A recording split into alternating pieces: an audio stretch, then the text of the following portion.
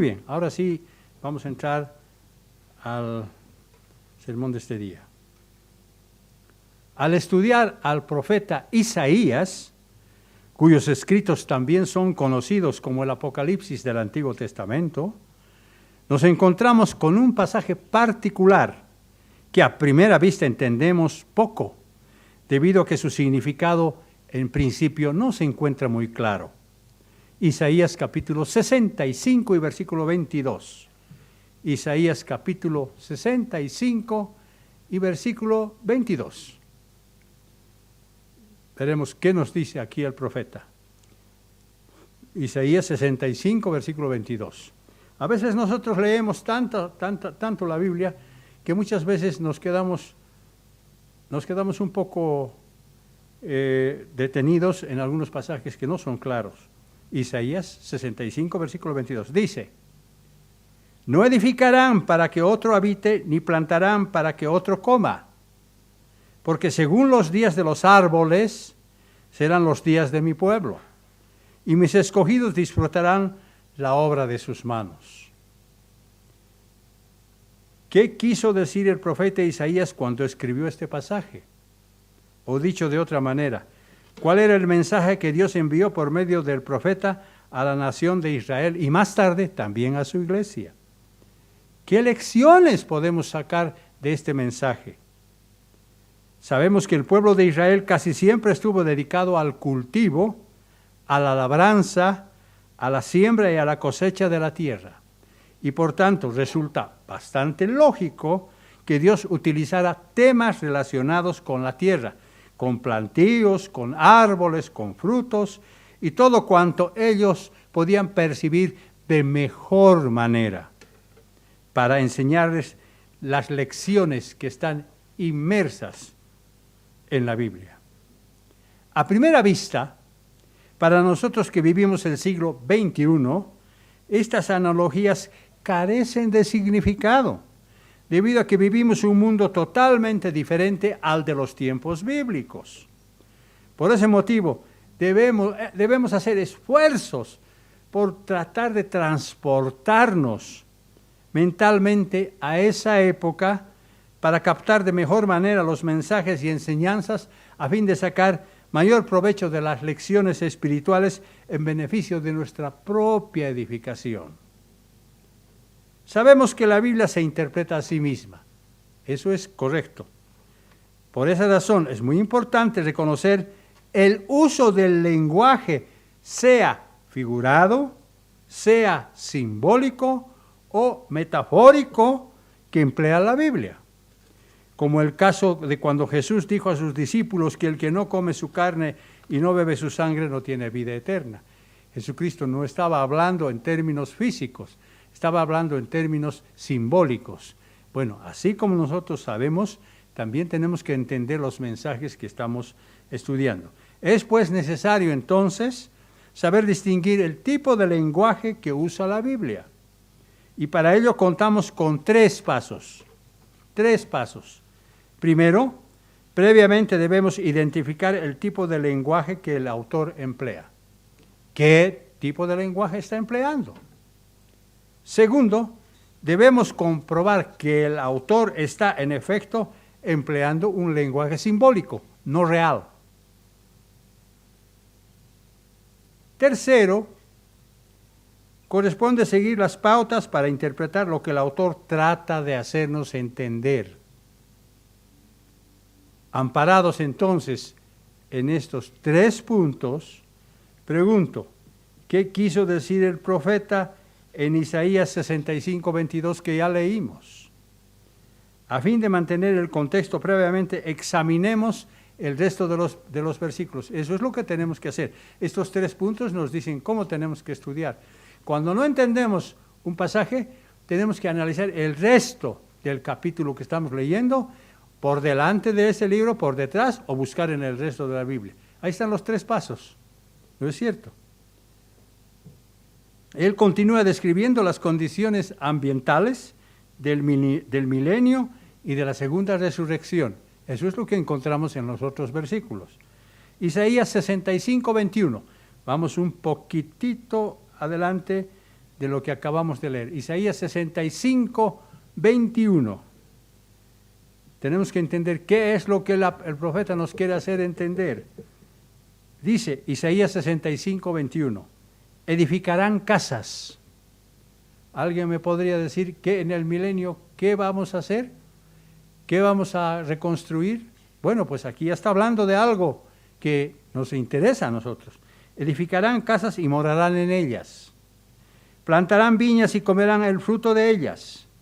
No trabajarán en vano, versículo 23, ni darán a luz para maldición, porque son linaje de los benditos del Eterno y sus descendientes con ellos. Qué interesante es esto.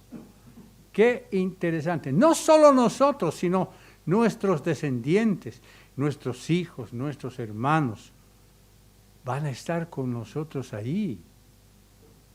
Y antes que clamen, versículo 24, responderé yo. Mientras aún hable, yo habré oído. O sea, habrá pues una comunicación realmente tremenda en ese tiempo. Versículo 25. El lobo y el cordero serán apacentados juntos, y el león comerá paja como el buey. Si alguien me dice, ¿qué va a comer el león? Aquí está la respuesta. León comerá paja como el buey, y el polvo será el alimento de la serpiente.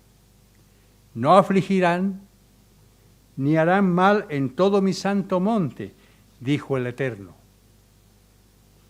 Isaías está hablando del mismo tema de Apocalipsis 20, desde los versículos 1 al 15. El mismo tema. Lo triste es que entonces Israel estaba cometiendo abominación. O sea, este mensaje primero fue para Israel, pero paralelamente para la iglesia.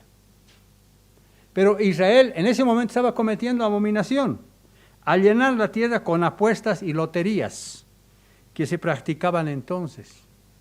Por eso Isaías en el versículo 11 del mismo 65, del capítulo 65, dice, versículo 11, pero vosotros, los que dejáis al Eterno, ya estaban dejándolo a Dios,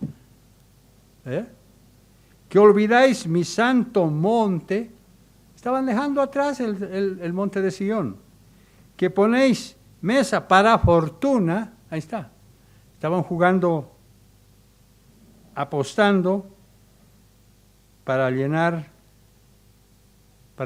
de plata los bolsillos, apuestas y loterías. Y suministras libaciones para el destino, ¿no es cierto?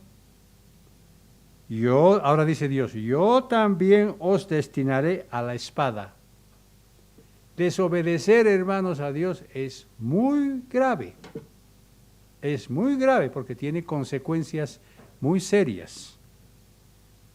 La iglesia es un lugar donde los cristianos son responsables con lo que dicen, con lo que hacen y con lo que estudian y con lo que piensan. Luego Isaías señala los nuevos cielos y la nueva tierra exactamente como nos menciona Apocalipsis 21. Luego Dios hace referencia, yo diría diferencia también, entre la iglesia, que para Dios habrá coronado con éxito su carrera espiritual, y lo que Israel estaba cometiendo en ese momento. Veamos esto en Isaías capítulo 65, versículos 13 al 15. Estamos analizando el resto de los versículos del mismo libro. Isaías 65, versículos 13 al 15. Fíjense ahora qué es lo que dice. Fíjense esto. Qué importante es esto. A veces nos preguntamos, ¿por qué Israel falló? ¿O por qué Israel no va a estar como reyes y sacerdotes? ¿Por qué? ¿Por qué? Bueno, aquí está la respuesta. Dice Isaías 65, 13 al 15. Por tanto, así dijo el Eterno el Señor. He aquí que mis siervos, está hablando de la iglesia, comerán y vosotros pasaréis hambre. La iglesia comerá e Israel pasará hambre. Mis siervos beberán y vosotros pasaréis sed. Mis siervos se alegrarán y vosotros seréis avergonzados. Está comparando entre la iglesia e Israel. Mis siervos cantarán con júbilo en el corazón, y vosotros clamaréis con dolor en el corazón. Aullaréis por el quebrantamiento del espíritu. Qué grave es dejar atrás a Dios cuando Dios nos ha llamado, cuando Dios nos ha predestinado al premio.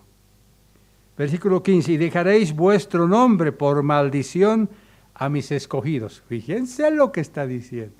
Y dejaréis vuestro nombre por maldición a mis escogidos, es decir, a los vencedores. El Eterno, el Señor, te hará morir, y a sus siervos llamará por otro nombre. ¿Acaso no vamos a tener un nuevo nombre, como nos dice Apocalipsis 2:17? Claro que sí. Isaías muestra que los escogidos de Dios, o sea, la iglesia, serán reyes y sacerdotes, para vergüenza de los hijos de Israel. Ahí está pues la razón de por qué Israel no va a estar en el puesto que ahora nosotros vamos a ocupar. Por esa razón Isaías finaliza diciendo que Dios fue buscado por quienes antes no preguntaban por él, refiriéndose a la iglesia. Y hablando de los fieles dice, porque según los días de los árboles serán los días de mi pueblo, y mis escogidos disfrutarán la obra de sus manos. Todavía tenemos que hacernos preguntas. ¿Qué características tienen los árboles para que Dios los haya utilizado como ejemplo? Previamente entendamos a qué se refiere cuando habla de los días de los árboles. Porque si no entendemos esto, mal vamos a comprender el versículo que acabamos de leer. Un árbol es símbolo de vida en incesante cambio y crecimiento, que evoca verticalidad, crecimiento, ascenso, así como el carácter cíclico que alterna la muerte con el renacimiento. Universalmente, podemos afirmar que el árbol es símbolo de la unión o mediación entre materia y espíritu, entre lo visible y lo invisible, entre lo humano y lo divino. Más aún, el árbol pone en comunicación 3 niveles del universo. El primer nivel es subterráneo. 3 niveles. El primer nivel es subterráneo. ¿Por qué digo subterráneo? Porque sus raíces penetran las profundidades de la tierra para alimentarse y también para sostenerse firmes. Ese es el primer elemento que el árbol utiliza. El segundo es superficial, porque su tronco emerge lo tangible e inmediato y empieza a elevarse.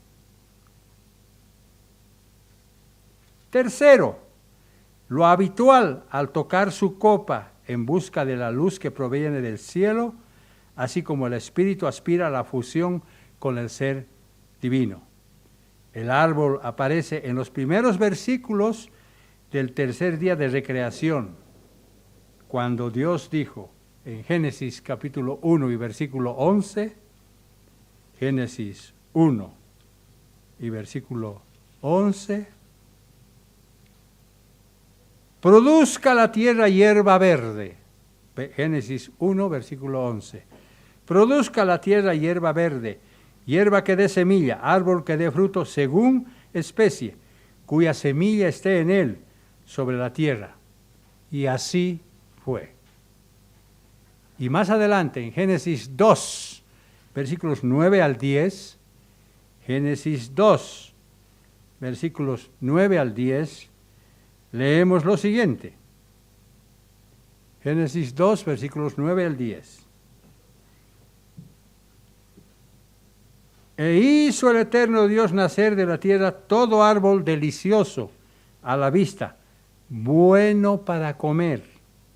También el árbol de la vida en medio del huerto y del árbol del conocimiento del bien y del mal.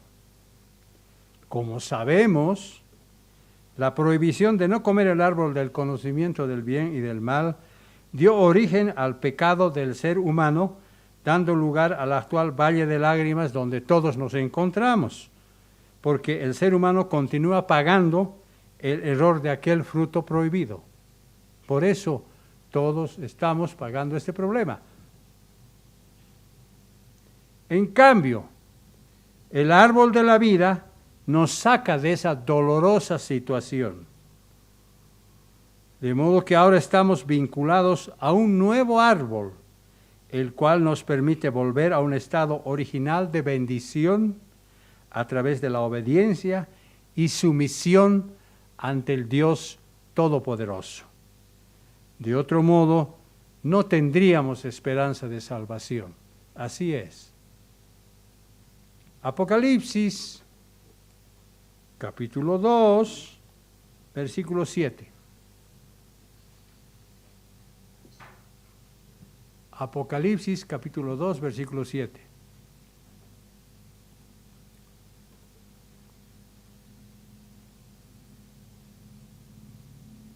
Apocalipsis 2, versículo 7. Dice, Apocalipsis 2, 7. El que tiene oído, oiga lo que el Espíritu dice a las iglesias. Al vencedor le da de comer del árbol de la vida, que está en medio del paraíso de Dios. Este árbol de la vida es símbolo del Espíritu Santo que Dios va a derramar entonces sobre la humanidad. Por ahora nosotros tenemos solamente las arras de ese Espíritu, arras del Espíritu que nosotros lo avivamos continuamente por nuestra relación diaria que tenemos con Dios. Apocalipsis 22, 17, ahora casi al final de la Biblia. Apocalipsis 22, versículo 17, el último capítulo de la Biblia.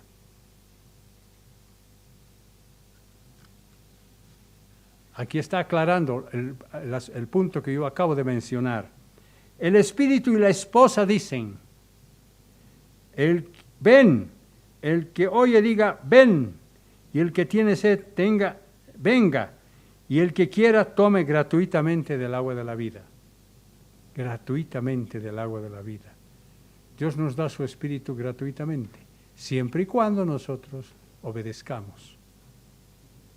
De todos los árboles conocidos, algunos tienen características especiales, como el pino y la encina, con su variante conocida como el roble.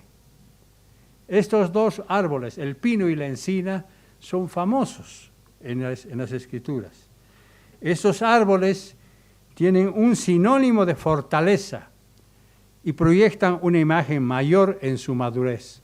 Son árboles frondosos y grandes, no son pequeños. Por ejemplo, la encina se erige por excelencia del árbol alrededor del mundo. Y Dios utilizó este árbol como una relación de Abraham con la encina, tal como nos relata el libro de Génesis. Hay una relación entre Abraham y el árbol de la encina. Génesis capítulo 12 y versículo 6.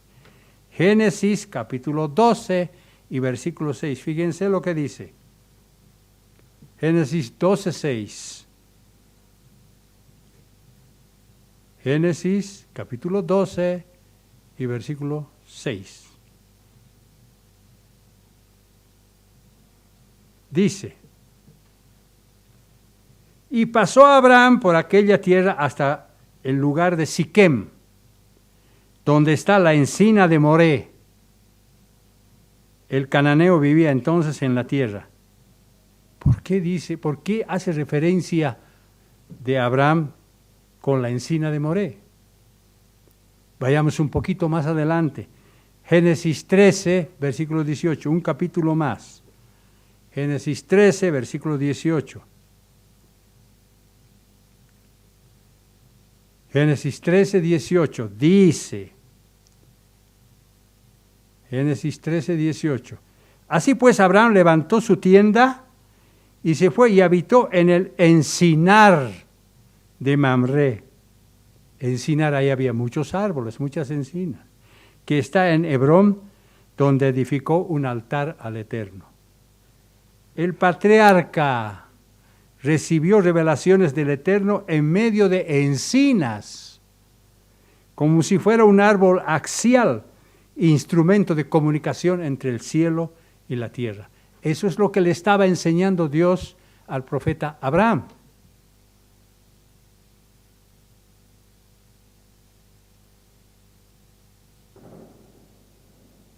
Otro árbol interesante y muy llamativo es el pino. El pino que se extiende principalmente en las montañas del hemisferio norte. Más conocido por su nombre científico como el Pinus longaeva. Ese es su nombre científico.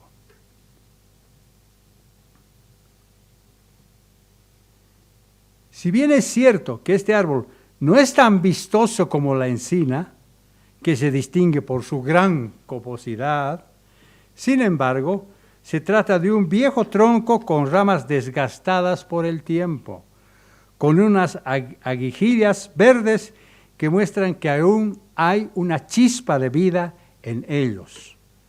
Comparados con los cedros del Líbano y otros árboles famosos como también las encinas, los pinos son insignificantes, pero tienen algo que los hace sobresalir por encima de todos los demás, porque son árboles vivos, más antiguos que existen sobre la faz de la tierra.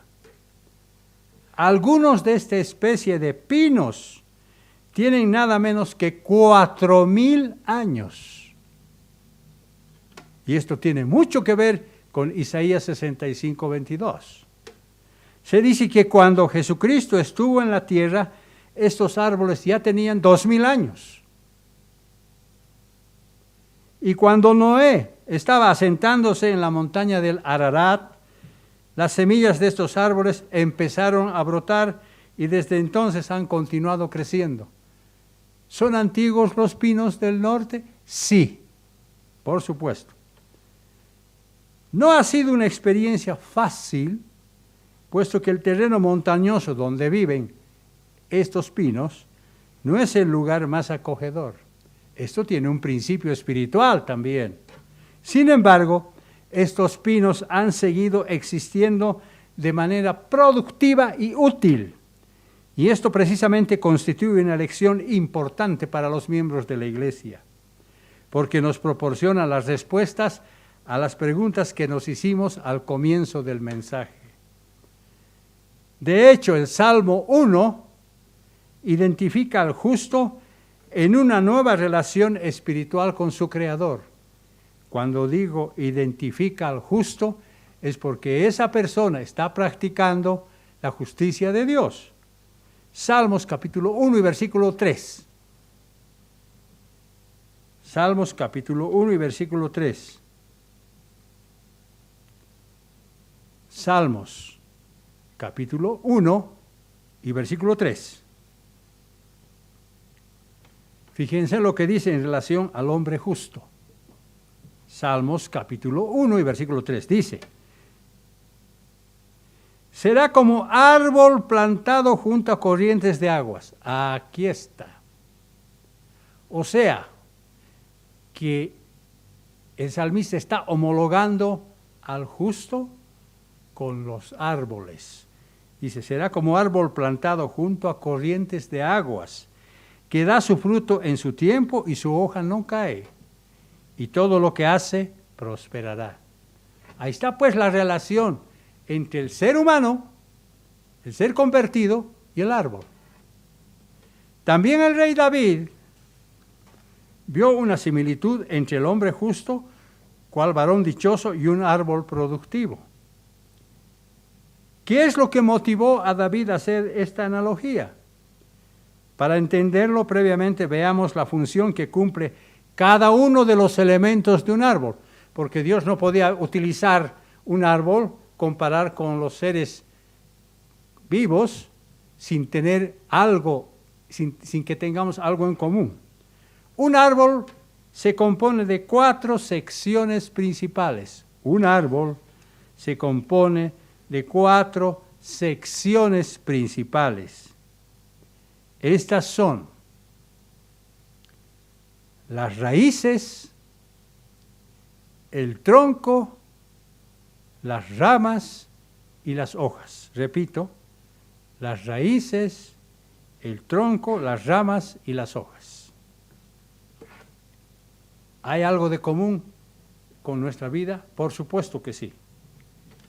En principio, las raíces sirven para anclaje del árbol a la tierra, porque de ella toman agua y minerales especiales, esenciales, para el alimento necesario para su sustento. Esa es la función que cumplen las raíces. Toman agua y minerales para el alimento necesario para su sustento. Eso cumplen las raíces. El segundo elemento, el tronco. El tronco transporta tanto la humedad como los minerales desde las raíces por las ramas hasta las hojas. Pues el tronco es un elemento transportador de humedad y minerales desde las raíces por las ramas hasta las hojas. Y después lleva el alimento en forma de azúcar de nuevo hasta las raíces. O sea, cumple doble función, subida y bajada. Las ramas ahora, las ramas. Las ramas tienen solamente un propósito. Permiten que las hojas sean bañadas por la luz solar. Permite que las hojas sean bañadas por la luz solar. Por eso las ramas se tuercen y se doblan en todas las direcciones a fin de que las hojas sean expuestas a los rayos del sol. Esa es la función que cumplen las ramas. Ahora viene algo maravilloso. Mediante una reacción química conocida como la fotosíntesis, las hojas transforman los minerales orgánicos que vinieron del suelo a través del tronco en compuestos orgánicos que alimentan al árbol. Fíjense el trabajo que hace. Repito, la fotosíntesis consiste en que las hojas transforman los minerales orgánicos procedentes del suelo y los transforma en compuestos orgánicos que alimentan al árbol. Como resultado, estos árboles producen en su estación frutos y nueces, por medio de los cuales se reproducen.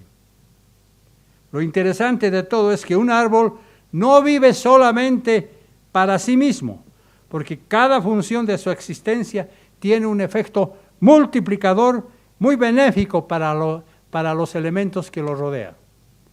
Todo esto que estoy hablando de los árboles tiene su contraparte en el principio espiritual para nosotros. Por ejemplo,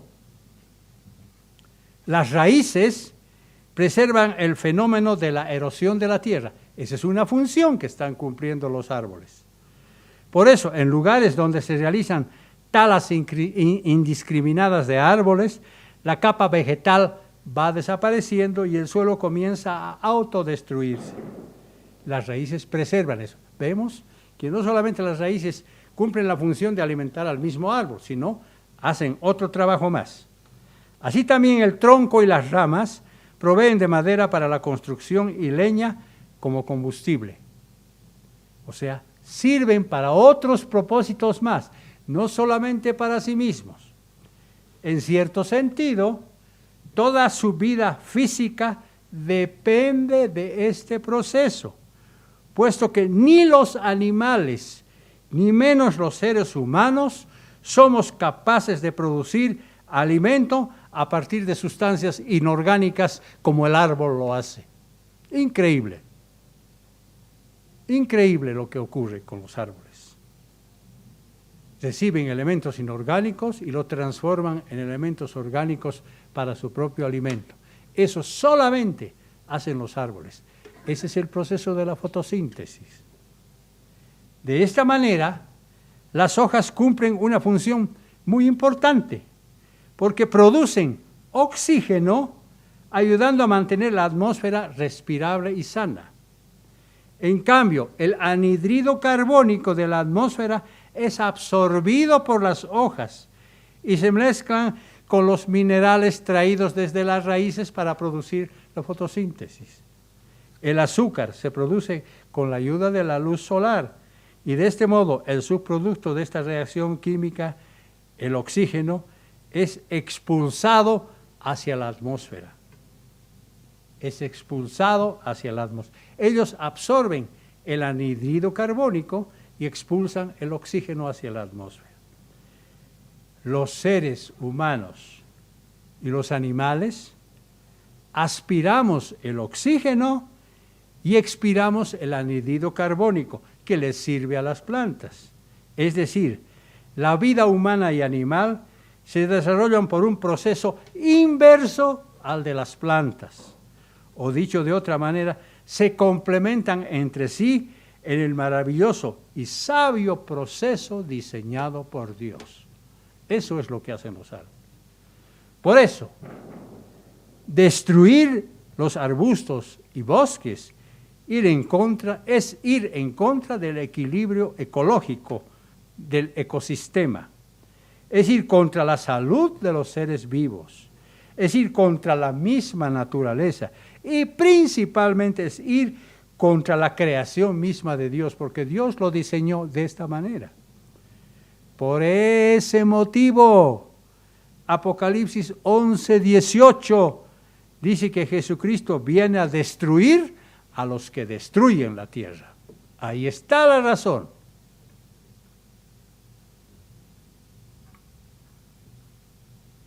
Es decir, sin árboles y otras plantas verdes, el aire que respiramos se volvería viciado e incapaz de sostener la vida.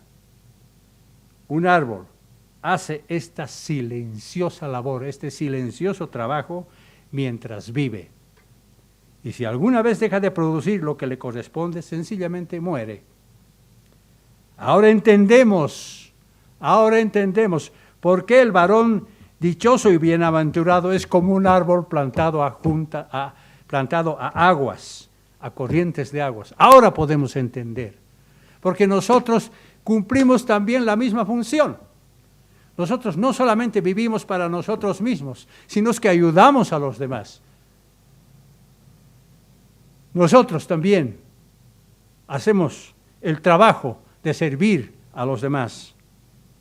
Es decir, que una persona convertida no solo goza de su propia salud espiritual, sino que además no vive para su propio beneficio, sino que es provechosa para los demás.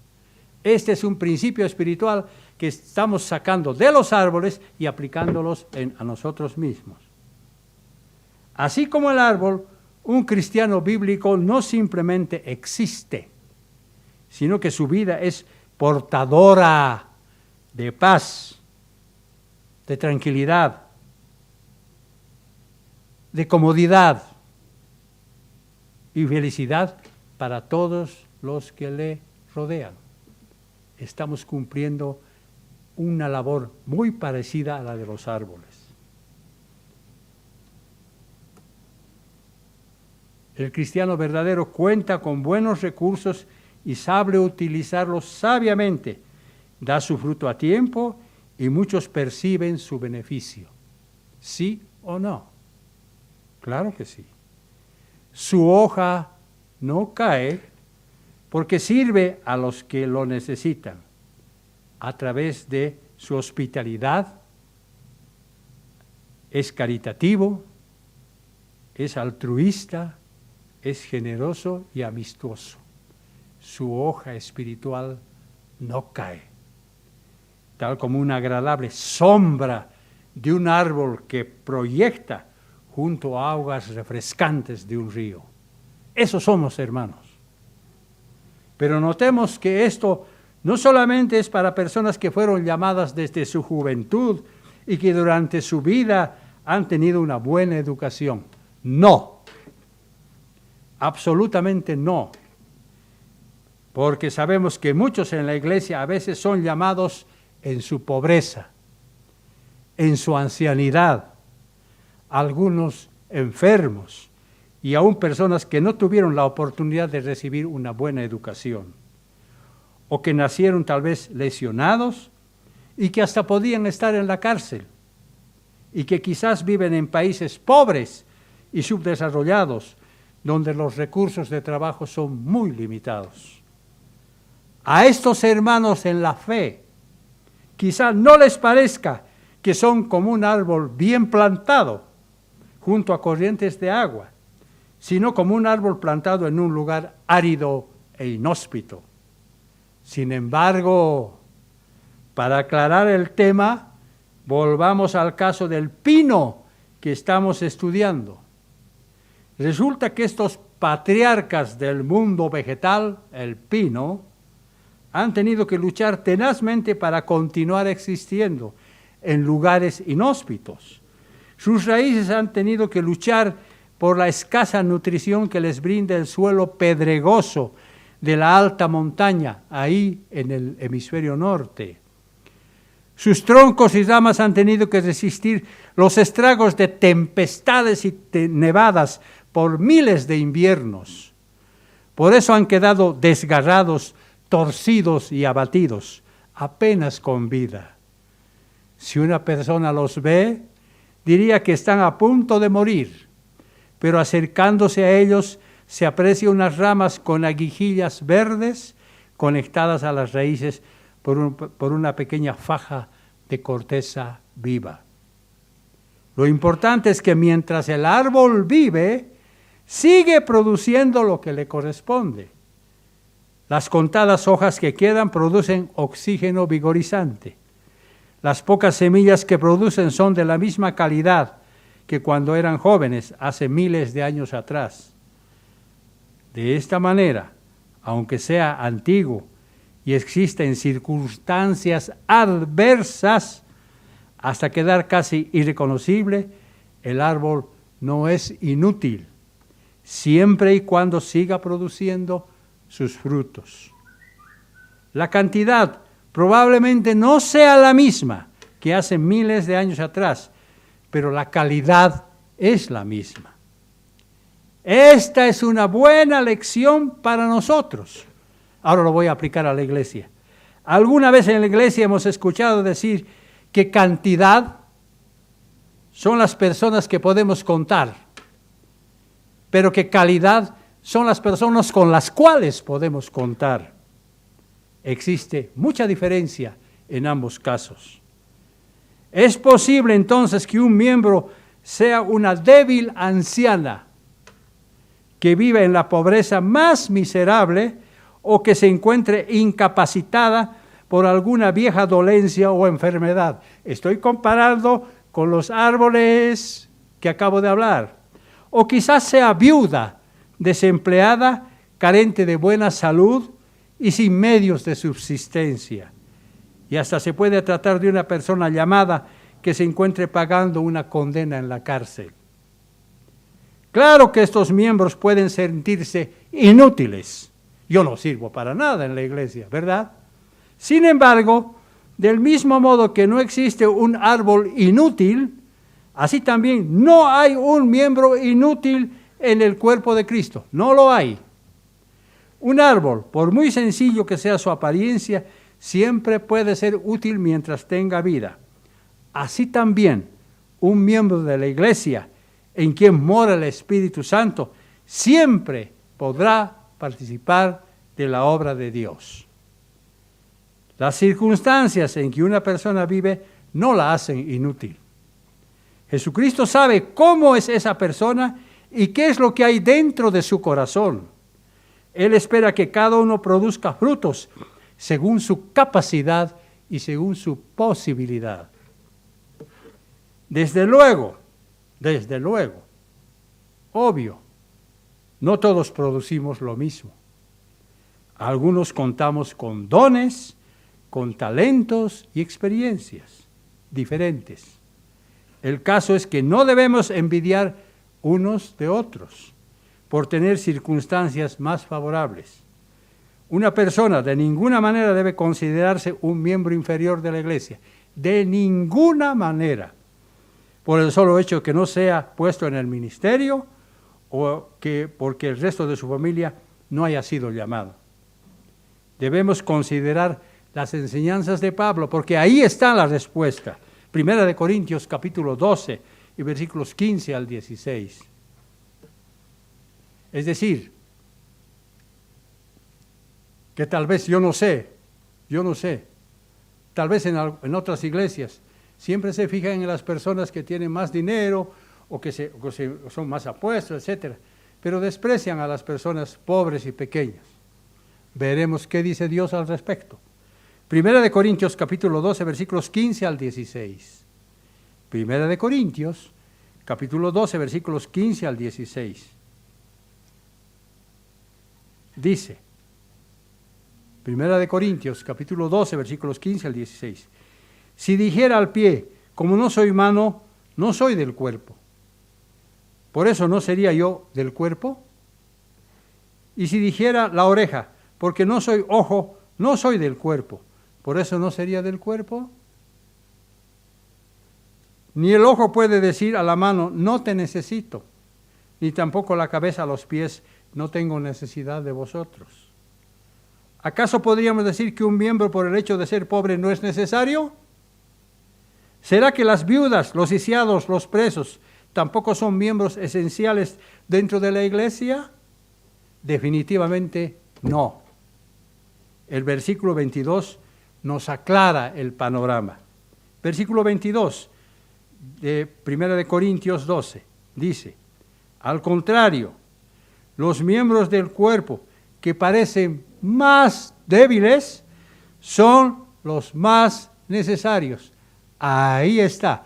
Ahora vemos cómo nos estamos comparando con un árbol, con un pino que está produciendo poco, que ha sufrido muchas nevadas, muchos vientos por miles de años, pero que sigue ahí. Por eso Dios nos compara como los días de los árboles, hermanos. Esa es la razón. He ahí la respuesta que nos faltaba. Aunque ellos padezcan de pruebas severas, en realidad están acumulando experiencias valiosas que más tarde serán muy útiles en el reino de Dios. Ahí los pequeñitos van a ser grandes y los que trataron de ser grandes van a estar abajo y los soberbios no van a estar. Todos ellos podrán participar activamente de la obra de Dios si es que mantienen una fe viva. Mateo capítulo 17 y versículo 20. Qué interesante cómo Dios ha diseñado todo esto para hacernos entender por qué los profetas hablaron de estos temas. Mateo capítulo 17 y versículo 20. Mateo 17 y versículo 20.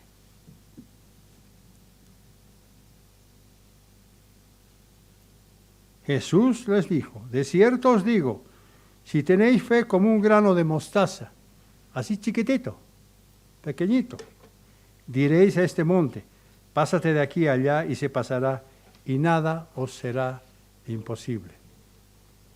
Y eso lo vamos a ver cuando hayamos sido transformados de seres físicos en seres espirituales. Y podremos hacer la obra de Dios y podremos reconstruir todo el planeta. Podremos levantar casas, podremos hacer muchas cosas, tal como Dios lo ha diseñado y lo ha pensado desde antes que el mundo existiese. Dios, pues, está muy interesado en nuestra fe acompañada de obras. Por consiguiente, no existe dentro de la iglesia ningún elemento inútil. Definitivamente, todos, desde los más pequeños hasta los más grandes, somos necesarios. Efesios capítulo 4 y versículo 16. Efesios capítulo 4 y versículo 16.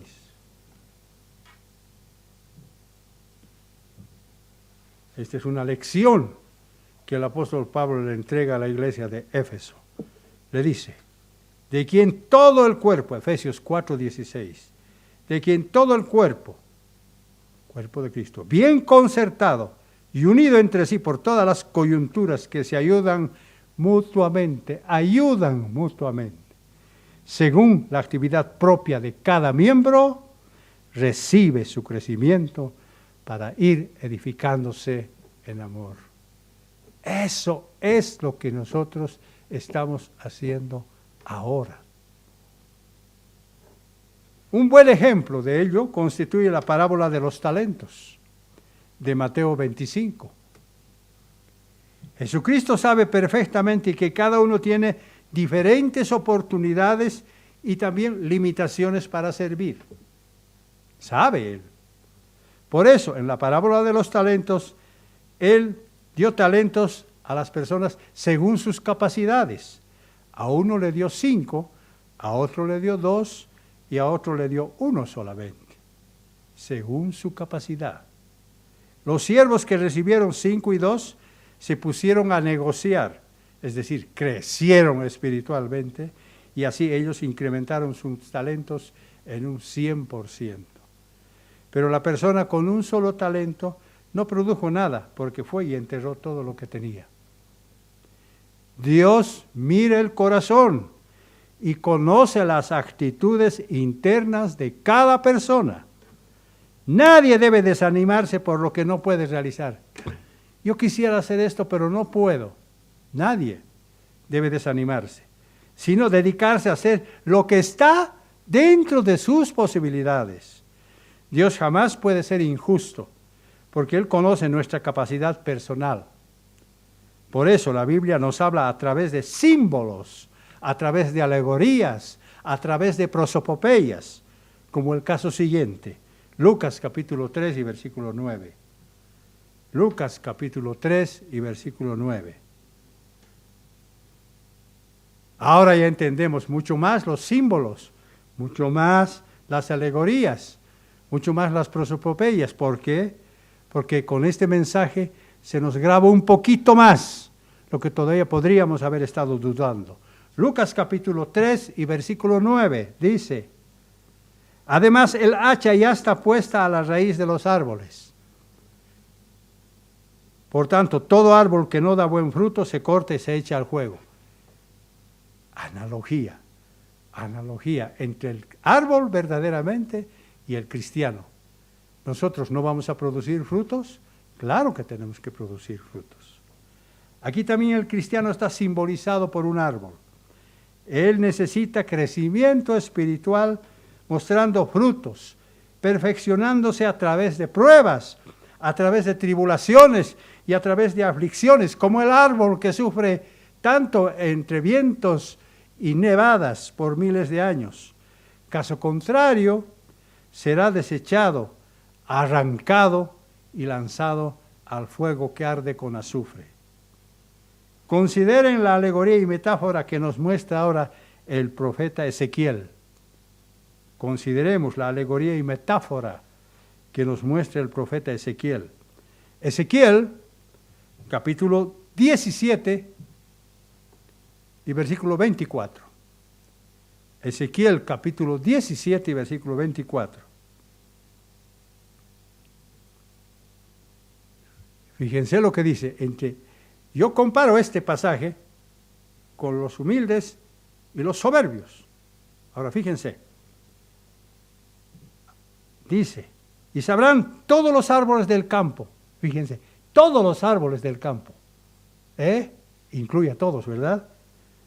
Todos los árboles del campo, que yo, el Eterno, abatí el árbol elevado y levanté el árbol bajo. Hice secar el árbol verde e hice reverdecer el árbol seco. Yo, el Eterno, he dicho y lo haré. Esta es una interesante alegoría y metáfora que representa al pueblo de Israel y también a la iglesia, como una consecuencia ya sea de su obediencia o desobediencia. Quienes, como Israel, al estar destinados a ser una nación santa, más bien rechazaron a Dios. Y fue cuando los gentiles, nosotros, fuimos invitados y llamados a ocupar tan altas funciones en su reino venidero. ¡Qué privilegio el que Dios nos ha dado! Es increíble. Y hablando de la iglesia, dice también el profeta Ezequiel en el capítulo 31 y versículo 5. Ezequiel 31 y versículo 5. Dice, por tanto, Ezequiel 31 y versículo 5. Por tanto, se encumbró su altura sobre todos los árboles del campo y se multiplicaron sus ramas, y a causa de las muchas aguas se extendió el ramaje que había sido echado. Todo árbol caído va a ser levantado, va a crecer ese árbol, va a ser un árbol frondoso. Como dice, se multiplicaron sus ramas y a causa de muchas aguas se extendió su ramaje que había echado. Serán los frutos que nosotros vamos a producir cuando hayamos culminado nuestra carrera espiritual. Ahora podemos entender mucho más cuando el profeta Isaías escribió en Isaías 61 y versículo 3, Isaías 61 y versículo 3, que dice, Isaías 61, 3,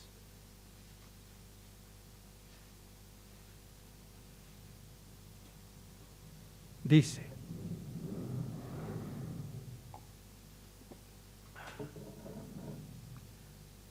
a ordenar que a los afligidos de Sión se les dé esplendor en lugar de ceniza. Ya no hay más sufrimiento, ahora hay gozo. Aceite de gozo en lugar de luto. Manto de alegría en lugar de espíritu angustiado. Esas son las promesas que tenemos de Dios. Serán llamados, seremos llamados, árboles de justicia, plantío del Eterno para gloria suya. Eso es lo que nos dice Dios que vamos a hacer en el futuro. En conclusión, queridos hermanos, nuestra condición espiritual está siendo comparada desde ahora con la de los árboles que tienen larga vida. Si bien nuestra vida espiritual será eterna, Dios no quiere que perdamos de vista la perspectiva de nuestra futura existencia y por eso nos compara con los días de los árboles. Los que de nosotros, ojalá todos, pero los que de nosotros resultaremos vencedores en este siglo malo, cumpliremos la misión para la cual fuimos llamados y escogidos desde antes que el mundo fuese. Entonces habremos logrado comprender el porqué del plan maestro y divino de salvación. Porque como los días de los árboles será nuestra benéfica, productiva, activa y exitosa y eterna existencia.